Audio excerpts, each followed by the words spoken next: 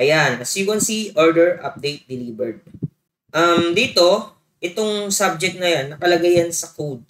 So, sa pinakababa, makikita nyo dito yung nilagay kong subject, order updated. Order update. So, ito po yung nakalagay dito sa pinakauna, order update delivered. Sa loob niyan, makikita nyo yung body. Ayan, hi, customer name. Ito po siya, dito po siya nakalagay sa dito siya nakalagay sa column A, row 2. Customer name. Ito yung pinaka-body. Mababasa niya dito, we have update the status of your order. It is now. Tapos, may style siya dito na nilagay. Lahat na nandito na nilagay ko kanina ay nabanggit niya. Okay guys, today's video ay ituturo ko naman yung kung paano tayo magpapadala ng notification email kapag ang status ng order ay delivered or completed. So, yan yung ano natin ngayon, itatopic. So, dito sa script na ginawa ko, ayan, customer order notification template. Nandito yung requirements para makapagsimula kayo. Dito, bababanggit ko rin. Dito, i-discuss ko rin kung paano mag-link ng Google Sheets template sa Google Apps Script. Where should the gas code template be placed? What should be edited inside the gas? How to run the gas code function? And how to set up an automated trigger. Yung para hindi na kayo mag-click ng run, automatically na siya mag-triggered once na may nilagay kayong status. How to reset notes to send updates again. Where to place the email template code. What should be edited in the email template code. Where to find the spreadsheet ID and sheet name. So, matuturo ko rin yan dito kung saan nyo makikita yung spreadsheet ID at pangalan ng sheets. What is the daily email limit and how does it work? So, first is, ang requirements po natin bago tayo makapagsimula is kailangan nyo muna ng customer order notification template complete package. So, tanong, saan makukuha tong complete order notification template? So, bisitahin nyo itong aking online store. I-search nyo lang nstock.ph/passabouch. Yan. At piliin nyo itong customer order notification template. Mura lang naman po siya. Abot kaya naman yung budget dito. Madi-delivered ito via email. Yan. Ipapadala ko yung mismong file, yung complete package niya. So, nandito yung ating tsura ng template at yung email notification preview. Yan, nandito na rin, nakapakita na rin. At ito yung mga include package. Bisitahin nyo lang ako dito kung sakaling gusto nyo i-contact, passabouch.com, search nyo lang. Then click contact. Yan. Then fill out name, email, phone number, and comment. Then, isubmit nyo. Okay, sample na bili nyo na itong product na nagkakalaga ng 25 pesos. Ito na yung marireceive nyo sa email. So, naka-WinRAR zip po siya. Ayan, package. So, file siya talaga. Pag in-extract po natin yan, ito po mangyayari. Right-click, then click extract all. So, click lang natin yung extract. At automatically, magiging folder na po siya. Yung mga nilalaman ng folder na yan, ay yun mismong package. Click lang ulit natin. Ito na po yung package mismo na binili nyo. For only 25 pesos. Diba? Meron na kayong copy of customer order notification template. Makikita nyo yun dito. Pag in-open nyo, ayan. Dito sa template na to, meron tayong tatlong template. Meron tayong order notification. Meron tayong template 1, template 2, template 3. Mga nilalaman ng template 1 ay meron tayong field na customer details. Meron siyang order details. Meron siyang order status. So, sa template 2 naman, meron siyang customer details, order details, at nagdagan lang siya ng isang field. So, shipping and delivery details. Tapos, order status. Dito naman sa order notification template number 3. So, kung may malay kayong business nandito na lahat ng field. Naka-indicate na po. Meron tayong customer details, order details, payment details, yan. Pwede kayo maglagay ng mga payment info ng customers, clients, shipping, delivery details, tapos order status. Yung gas code naman, ito yung ilalagay natin sa mismong script. README file, ito yung instruction ng buong system kung paano gumagana. Pwede rin yan tingnan dito. Yan. Section 1, features, mga nilalaman. Section 2, included for Google Sheet template. Nandito na rin. Babawasan nyo yan. Yan, dito na tayo sa customer order notification template. Bali, i-click lang natin itong extensions. Piliin natin itong app scripts. So, may mga default code na nakalagay dito. X lang natin yan. Untitled project. So, wala pa siyang pangalan. Pwede niyong pangalanan, ganito lang. Pwede niyong pangalanan ng function for customer order notification template version 1.0.0. Click rename. So, yung ilalagay nyo na code dito ay ito. Punta kayo sa package ng files, product, at hanapin nyo lang yung customer order notification template. At i-click nyo lang itong gas customer order notification template. Right click, then open with Notepad. Control A para makopya lahat. Then Control C, copy. O right click, copy. Yan. Okay. Then ipipaste nyo yan dito. Paste. Allow. As you can see, meron na tayong code. Copy nyo lang at ipipaste nyo. Itong bawat function sa app script na binigay kong code, meron tayong function order notification template number 1. So, ayan po siya.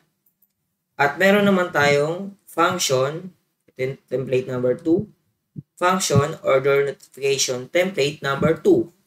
At sa pangatlo, meron din, kasi tatlong template po yan, meron tayong function order notification template number 3. So, hindi naman talaga literal na gagalawin nyo yan, lahat, yung code na yan. So, first, ang gagawin lang natin ay mamimili tayo ng template na magugustuhan nyo dito. So, para sa akin, ang pipiliin kong template ay yung ito lang naman. Kasi ito lang naman ang mga kailangan kong field. Meron tayong customer details, order details, ayan. At meron tayong shipping delivery details. Okay? At dito nakalagay yung order status. So, paano mangyayari yan? Paano gagana yan? So, first is, punta ulit kayo sa function ng Google Apps Script. At piliin lang natin tong template number 2. Okay? May nakalagay dito ng mga comments. Ito po yung comments. Makikita nyo dito. Edit here. Edit here. So, may nakalagay dito na sheet ID. So, ito yung sheet ID na kailangan nating ilagay dito. At yung sheet name ng Google Sheets. Okay? Paano natin makikita yung sheet ID? Punta kayo sa Google Sheets. Tapos, dito, meron tayong link sa taas. Piliin nyo lang tong yan. So, ito po yung spreadsheet ID niya. Right-click nyo at ika-copy. Then, punta kayo ulit sa function. Ipipaste nyo yan dito. Sheet ID. Control V. Paste. Yan. Sheet name naman, ito yung pinaka pangalan ng sheets. So, order notification template number 2. Click lang ulit natin itong rename. Tapos, i-copy nyo yan. At punta ulit kayo dito sa function. Burahin nyo to. Ayan. At i-paste nyo yan dito. Click nyo yung save. Ayan. Ibig sabihin yan, ang gagana lang function ang gagana lang na function ay dito sa order notification template number 2. So, sample, wala pa tayong details sa client or customers. Sample, maglalagay ako yung pangalan ko. Kira, email. Dito sa email, ito po yung gagamitin kong email address. At dito natin marireceive for testing purposes. Yan, wala pa siyang email notification dyan kasi hindi pa naman tayo naglalagay ng status. Okay, sample, ito yung email ko. Phone number. Address. Sample address. Yan. Date ordered. Yan, date ordered. Order number. Kung meron kayong order number, ilalagay niyo yan dito. Sample, meron akong order number. Product name. Sample, premium graphic t-shirt. So, wala po tayong product SKU. Product variation. Sabihin natin black or white. Black na lang, no? Product description. Yan. High quality, premium. Quantity, 2. Unit price. Sabihin natin, nagkakalaga siya ng 350. Sa ads-on, ilagay nyo lang kung meron dito. Additional fees, ilagay nyo lang dito kung meron. Shipping fee, magkano yung bayad sa shipping. Sabihin natin 55.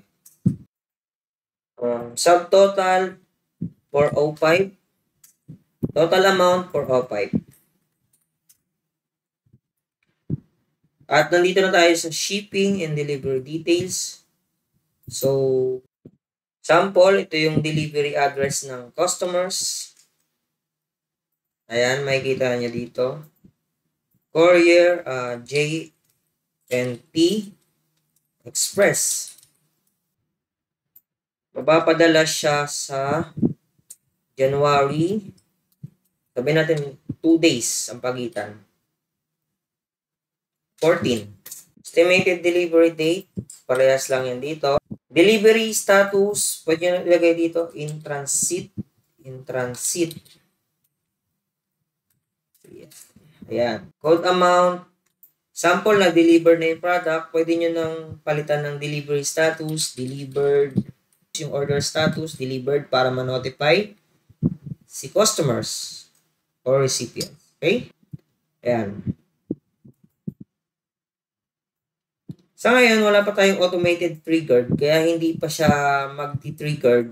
Kapag may nilagay kayong delivered dito, hindi pa siya mapapadala doon. So, manually muna natin gagawin para makapag-send tayo kay customers ng email na yung order niya ay na-delivered na. So, paano natin gagawin yan?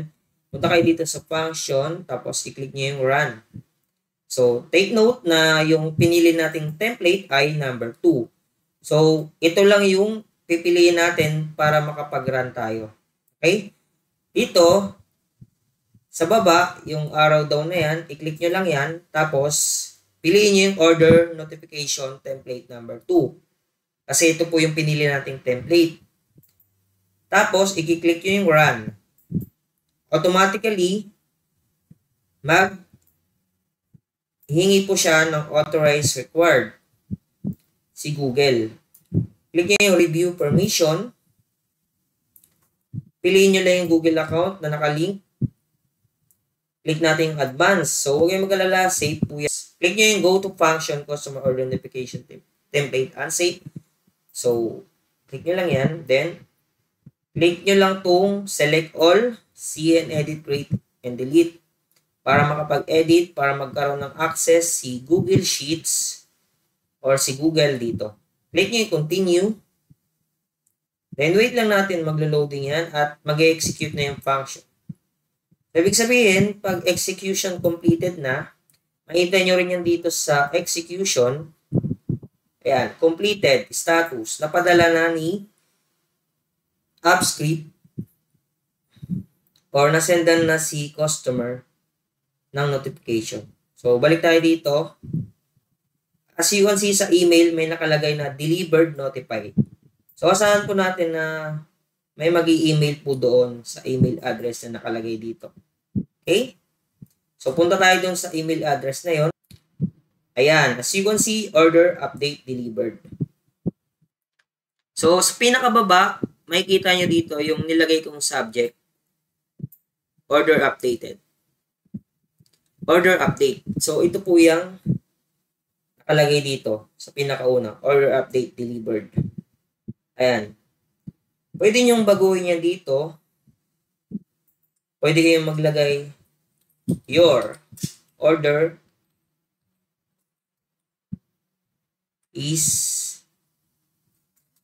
status is, lagay nyo lang yan dito. Tapos, sa variable na order status, ito yung titingnan niya dito. Sa column,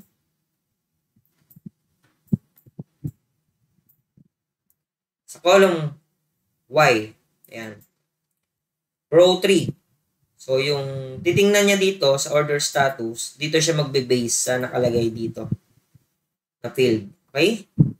Yung nilagay niyo dito, ibabato niyo doon sa client, sa customers. Yung order status ay delivered. So, kung tingnan natin ito makalimutan, pwede nyo rin i-edit yung pinaka-footer niya, yung contact information. Ayan, edit here. Pag may mga edit here na nakalagay, pwede nyo siyang i-edit. Ayan. Gaya nito, thank you for choosing us. Ilalagay nyo lang dito, enter your company support details. Pwedeng email, support company email. Sample, support@passpouch. Yan. Support@passpouch. Then, click save. Yan. Sa loob niyan, makikita nyo yung body. Hi. Then, customer name. Hi. Customer name. Ito naman yung customer name na variable. Ito po siya. Dito po siya nakalagay sa dito siya nakalagay sa column A, row 2. Customer name. Yan. Ito yung pinaka-body. Tapos sa baba, dito na makikita yung pinaka-details. Ayan. Ng customer. Lahat na nandito na nilagay ko kanina ay nabanggit niya. Meron tayong customer name, contact number, full address, nilagay po natin yan dito. Order number, ito po yung kanina, yung in-input natin. Premium graphic t-shirt, nakalagay na rin yan dito. So basically, kung anong nilagay nyo dito sa template number 2, yun lang yung ipapadala niya. Diba, example, i-delete natin itong notes ulit para makapag padala ulit tayo. Ayan. Itong notes na to, kapag meron siyang delivered notify at nag-run uli kayo ng function, pag clinic yung run, hindi na siya magpapadala ulit ng notification. Kasi, walang bago dyan. Kasi meron na siyang notes. Ayan. As you can see, wala tayong nare-receive na notification dito. Kasi nga, may nakamark dito na note. Ayan. Delivered notified. Para makapagpadala ulit ng panibagong updates, i-click niyo yung delete notes. Right-click niyo yung email, delete notes. Sample, ito lang customer details ang merong field, no? So, wala lahat mula dito hanggang sa shipping delivery details, pati sa order status. Yan. Sample, ito lang ang nilagay yung field, no? Sa customer details. At minark niya yung status delivered. So, pwede na ulit siya mag-run at magpadala ng updates. Order notification template number 2, click run. So, tingnan nyo maigi, ito lang yung nakalagay na field. Customer name, email, contact number, full address. So, dapat yung marireceive dun sa email ay ito lang yung matatanggap niya. Ayan. No, delivered, notified, na-notified na si client.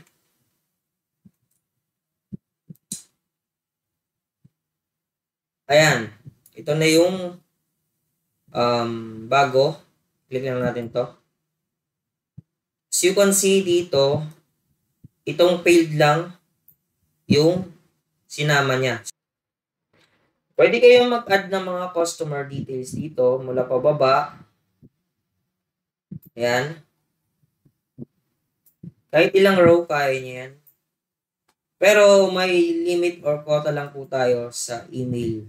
So, ayan yung i-discuss natin dito ngayon. Ayan. What is the daily email limit and how it does work? So, kapag free Google account ka lang, ayan, free Gmail, automatically 100 emails per day ang kaya niya lang ipadala. So, kapag naka-Google Workspace ka, possible na ang kaya mong isend sa kada araw ay nasa 1,500 to 2,000 email. Ayan. If the limit is reached, email will stop sending. Script may show service in book too many times. So, ganyan yung makikita yung error sa Google Apps Script. Limit reset after 24 hours. So, nagre-reset po yung limit every 24 hours. So, ganun lang po siya. No? So, kung naka-Google Workspace ka nga, pwede ka makapag-send ng 1,500 to 2,000 emails per day. So, ganyan lang po yan. Sample, marami kang client dito, pababa. So, ang kaya mo lang isend ay 100. Yan. 100 rows. So, hindi ka na pwedeng lumagpas sa 101 pababa kung naka-free Gmail ka lang. Kaya suggest ko, kung may business ka, pwede kang gumamit ng Google Workspace para marami kang mapadalang emails sa mga client mo. Sample, kung hindi nyo na ginagamit yung template 1, pwede nyo nang burahin yung code na yan para sa template 2 na lang yung magdi-display dito. Pwede nyo na rin burahin yung template number 3. Yan. So, meron na lang tayong order notification template number 2. Siya na lang yung magra-run pag ni-run nyo. Yan. Refresh lang natin, ay save lang natin. Tapos, nawala na yung ibang function. So, yan, dito na tayo kung paano mag-setup ng automation trigger. Click nyo itong trigger. Tapos, click nyo itong add trigger sa baba. Ito, sa baba, sa right side, add triggered. Then, may magpa-pop up dito. Piliin nyo yung function na order notification template 2.